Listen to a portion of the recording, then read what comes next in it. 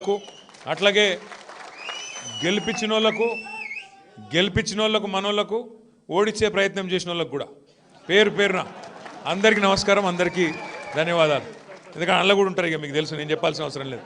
కొద్దిగా మనోడు గెలుస్తుంటే ఒకటి కప్పల తప్పకెళ్ళి ఒకటి గుంజుతుంటాడు కిందికి, అట్లా కూడా కొంతమంది ఉంటారు. జర్ర మీరు వెనక రన్నింగ్ కామెంటరీ చేయకూరు. అట్లా మరి ఏదేమైనప్పటికీ నిజంగా మామూలు విషయం కాదు.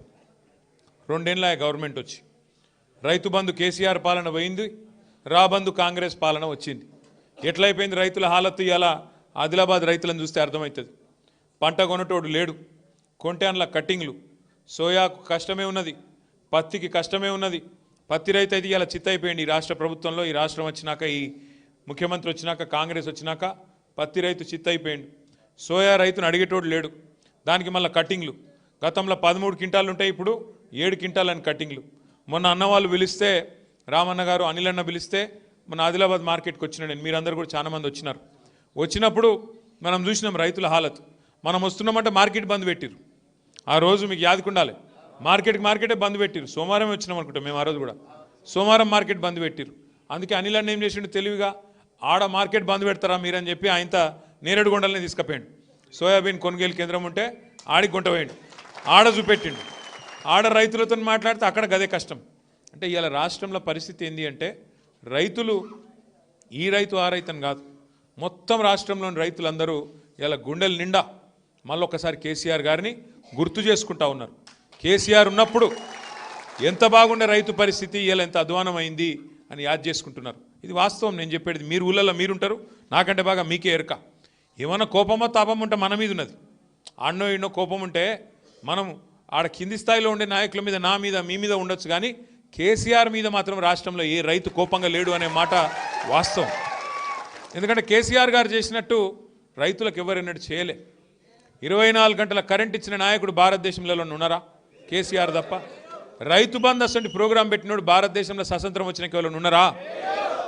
24 గంటల కరెంటు, రైతు బంధు ఒక్కటే కాదు, రైతు చచ్చిపోతే ఆ కుటుంబం రోడ్డు మీద పడద్దని చెప్పి 5 లక్షల బీమా ఇచ్చిన నాయకుడు ఎవడన్నా ఉన్నాడు ఆ దేశంలో? ఒక అందుకే రైతుల కేసీఆర్ గారంటే ప్రేమ. పంట పండించిందంతా కొన్నాడు. కరోనా టైంలో కూడా 7,000 కేంద్రాలు పెట్టి, కొనుగోలు కేంద్రాలు పెట్టి ఆఖరి గింజ దాకా కొన్నాడు. పంట తడిచిపోయినా, నానినా, మొలకెత్తినా, రంగు మారినా, ఏదైనా సరే మొత్తం కొని రైతులకు ధీమా ఇచ్చిన నాయకుడు కేసీఆర్ గారు. అట్లాగే గోదావరి, కృష్ణ ఈ 2 జీవనదులలో తెలంగాణకు గతంలో అన్యాయం జరిగింది కాబట్టి మనం కొట్లాడినాం, రాష్ట్రం తెచ్చుకున్న రాష్ట్రంలో ఇటు కాళేశ్వరం కట్టిండు, అటు బ్రహ్మాండంగా పాలమూరు రంగారెడ్డి 90% పూర్తి చేసిండు. మీ దగ్గర సదర్మాటు, ఇంకా ఎన్నో ప్రాజెక్టులు, 1-2 కాదు, బ్రహ్మాండంగా చేసుకున్నాం. ప్రతి ఊరిలో ఉండే చెరువు బాగా చేసుకున్నాం మిషన్ కాకతీయ కింద. అందుకే తెలంగాణ వ్యవసాయం బంగారమైంది. మొత్తం భారతదేశంలో పంజాబు, హర్యానా దేశానికి ధాన్య భాండాగారం అంటారు. ఆ పంజాబు, హర్యానాను తలదన్ని వరి వండించే విషయంలో భారతదేశంలో నెంబర్ 1 చేసిండు తెలంగాణను కేసీఆర్ గారు. అంటే ఇట్లా చెప్పుకుంటూ పోతే ఎన్నో ఉన్నాయి, 1-2 కాదు కేసీఆర్ చేసిన పనులు. అని ఎందుకో కానీ మరి 2023 ఎలక్షన్ల మనకు సీట్లు కొద్దిగా కమ్మి పడ్డాయి, 21 సీట్లు కమ్మైనాయి. దాంతో మనం ఇవాళ ప్రతిపక్షంలో కూర్చున్నాం. సరే, కొంత బాధ ఉంటుంది, ఓడిపోయినప్పుడు కొంత బాధ ఉంటుంది. మాకు కూడా ఉండే, అరే గిట్లెట్లా అయ్యాని. ఒక్కసారి ఆలోచిస్తే పోయినాయి కొన్ని సీట్లు, తక్కువతో ఉన్నాయి. ఖానాపూర్లో 4,000 ఓట్లతో పోయింది, పక్క కాగజ్ నగర్లో 3,000 ఓట్లతో పోయింది. లేకపోతే ఇలా మనకు 4 ఎమ్మెల్యేలు ఉందరు, అన్నది కూడా తక్కువనే పోయింది. 6,000తోని రామన్న సాబ్ది పోయింది. లేకపోతే సగం ఆదిలాబాద్ మనమే ఉంటుంటే ఇవాళ. ఇక్కడ ఆదిలాబాద్ మనకే ఉంటుండే, కాగజ్ నగర్ మనకే ఉంటుండే, ఖానాపూర్ మనకే ఉంటుండే. ఈ ఇద్దరికి తోడు ఇంకో 3 ఉందరు. కానీ చిన్న మిస్టేక్స్ జరిగినాయి. నా ప్రార్థన మీతోనేమంటే, అక్కడక్కడ నేను పోయినప్పుడు అడుగుతుంటా. నిన్న నాగర్ కర్నూలు పోయినా, మొన్న మహబాద్ పోయినా, అక్కడ అడిగిన నాయకులను, కార్యకర్తలను నిజంగా చెప్పురని అడిగిన. మీరంటే గెలిపించుకున్నారు అనిల్ అన్నను, మిమ్మల్ని అడిగేదేం లేదు. కానీ అక్కడ నాయకులను అడిగిన, నిజంగా చెప్పురు, మీరు పోతే మా వాడు పోతాడు ఎమ్మెల్యే కానీ సార్ అయితే ఉంటాడు కదా అనుకున్నారు కదా అంటే, అవు సార్ కరెక్టే అంటారు. గా మిస్టేకే చేయొద్దు, గా తప్పే చేయొద్దు. ఎందుకు? సార్ ఒక నిర్ణయం తీసుకున్నాడు కేసీఆర్ అంటే, ఇప్పుడు మీ ఎమ్మెల్యే గారిని మార్చిండు. గతంలో ఒక ఎమ్మెల్యే సాబ్ ఉండే రాతోడు, ఆయనను మార్చి అనిల్ అన్నకు టికెట్ ఇచ్చిండు. ఆడ సక్కు గారు ఉండే ఆసిఫాబాద్లో, ఆయనను మార్చి ఆడ లక్ష్మక్కకు టికెట్ ఇచ్చిండు. సార్ ఏదైనా నిర్ణయం తీసుకున్నా అంటే ఆలోచించే తీసుకుంటాడు, ఉత్తగానే తీసుకోడు కదా. ఆయనకు ఒకళ్ళ మీద కోపం, ఒకళ్ళ మీద ప్రేమ ఉంటుంది. అందరూ ఆయన పిల్లలే. కాకపోతే ఎవరు గెలుస్తారు ఎవరు ఓడిపోతారు పరిస్థితి ఏమిటిది ఇక్కడ కూడా మార్చిండు, ఖానాపూర్లో కూడా మార్చి టికెట్ ఇచ్చిండు. ఓ 2 గెలిచినాం, ఒకటి దగ్గరకు వచ్చి పోయింది. అంటే సార్ ఏ నిర్ణయం తీసుకున్నా దాని వెనుక ఒక ఆలోచన ఉంటుంది, ఒక సూత్రం ఉంటుంది. మన రాష్ట్రం మంచి, మన పార్టీ మంచి ఉంటుంది తప్ప వేరేది ఉండదు. అందుకే దయచేసి నేను మిమ్మల్ని కోరేది, రేపటి రోజున జెడ్పీటీస్ అప్పుడు కూడా ఎంపీటీస్ అప్పుడు కూడా బీఫారం ఒకరికే వస్తుంది. మళ్ళీ మనం కొట్లాడుకున్నాం అనుకో మధ్యలో ఇంకోటి గెలుస్తాడు. మొన్న అసెంబ్లీలో అయిందే మళ్ళీ అవుతుంది. అట్లా కాకుండా రేపు అనిల్ అన్న కూడా మీ నియోజకవర్గానికి తండ్రి లాంటి ఆయన, పెద్ద మనిషి ఆయన్నే మీ నియోజకవర్గానికి.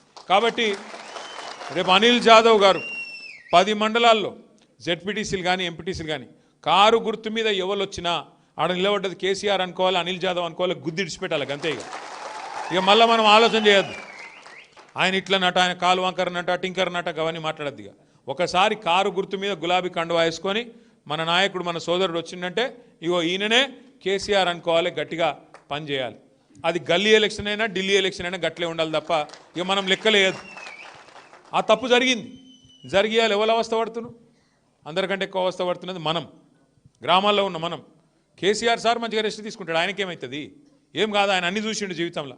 కేంద్ర మంత్రి అయిండు, ముఖ్యమంత్రి అయిండు, రాష్ట్ర మంత్రి అయిండు, డిప్యూటీ స్పీకర్ అయిండు, ఎమ్మెల్యే అయిండు, ఎంపీ అయిండు, అన్ని చూసిండు కేసీఆర్ సార్. కేసీఆర్ సార్ కొత్తగా చూసేదేం లేదు, అధికారం చూసిండు మొత్తం. ఆయనకేం లేదు బాధ. ఉన్న బాధ ఇవాళ తెలంగాణ ప్రజలకు వచ్చింది.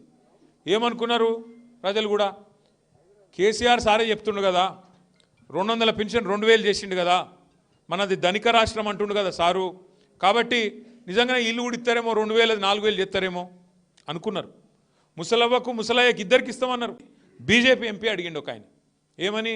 అసలు కేసీఆర్ ప్రభుత్వం చేసిన అప్పు ఎంత మీరు చెప్పండి కరెక్ట్ కానీ కేంద్ర ప్రభుత్వాన్ని బీజేపీ ఎంపీ అడిగిండు. కేంద్ర ప్రభుత్వం రిజర్వ్ బ్యాంకుని అడిగింది, ఎంతనా కరెక్ట్గా చెప్పురు అని చెప్పి. మన మొత్తం భారతదేశంలో పెద్ద బ్యాంకు, అన్నింటిని చూసేది రిజర్వ్ బ్యాంకు. ఇంకొక వాళ్ళు కాగ్ అని ఉంటుంది, CAG, controller and auditor general. వాళ్ళిద్దరిని అడిగి పార్లమెంట్లో సమాధానం చెప్పారు.